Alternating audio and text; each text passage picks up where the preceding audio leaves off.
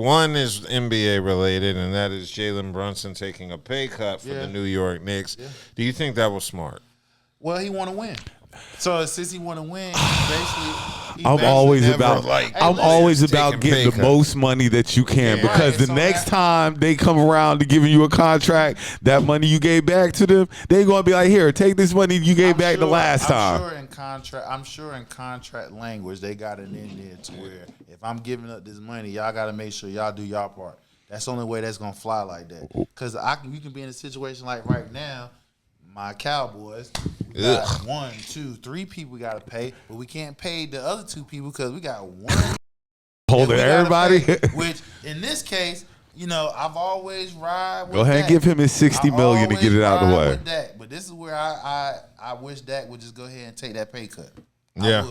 I would. If anything, boy, if he don't take a pay cut, y'all gonna be mad as hell at that man. Not necessarily, because if he don't take a pay cut, then we just know that the team is going to be reset. That's all.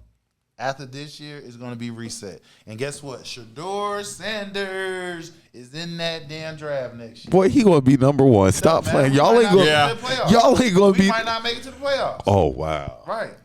I've never heard a Cowboys fan ever say this. I've never heard. Make sure you get a clip of this one. We may not make it to the playoffs. Wow. Because if we don't listen. If the contract doesn't get signed, we know he's this is last year. They're not going to come back and re-sign him next year. Oh, hell no. Because that's the reason why we're in this situation we are in right now. When they had the opportunity to sign Dak for the cheap, they basically said, nope, you're going to have to prove it. So he said, okay, I'm going to prove it to you. And when I prove it to you, and he let him $60 million. Now you got to pay him. Now we here because 60. You didn't give him the money. $60 million. In my opinion, you're not worth more than Patrick Mahomes. $60 million a year. So we can't even sign our number one. $60 million because you gotta sign a QB first. We can't sign our number one defensive player without signing that QB first. So what Brunson did, I'm sure in the contract language they got it to where somehow if I'm giving up this money, he'll collect on the back end. I'm gonna collect on the back end. Either y'all don't do what y'all supposed to do, I'm going to collect on the back end, but I'm going to give up something now to help us make us competitive. Okay. So I think it's a smart move because I'm sure he got it in the language. Why? Yes. Why? Because his daddy's a damn coach. Do you think his daddy going to let him get set up like that? Hell no. Exactly. Hell no. Okay. What you think? What?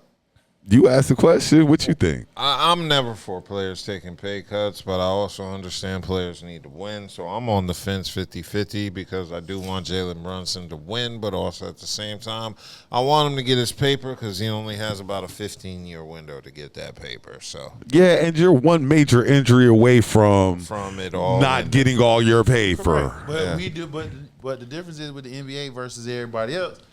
The NBA and baseball, guaranteed, and hockey, guaranteed. NFL is the only one is not guaranteed. Not guaranteed. You only get that money. The only thing guaranteed when you sign your name and they give you that upfront money. Everything else is based off performance and your availability. So, in his case, he's covered. You know what I'm saying? So I'm sure he got in his language. Are we